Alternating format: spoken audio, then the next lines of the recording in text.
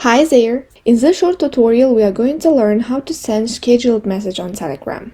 Imagine you want to wake up your friend and he asked you to send him a message in 2 hours. In that case you don't have to wait 2 hours and send him a message.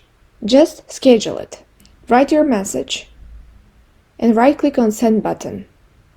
Choose here scheduled message and set your time after 2 hours and press on schedule. And your message is here in scheduled messages. You can schedule message as many as you want. And here you can edit, delete or reschedule the message. Furthermore, you can send scheduled voice message. Just hold the microphone and raise it up. Now it's recording. After that, press pause button. And the same here. Right click on the send button and press on schedule message. I hope you like it and share it with your friends. Comment below your opinion whether this tutorial helped or not. Thank you for watching and supporting us.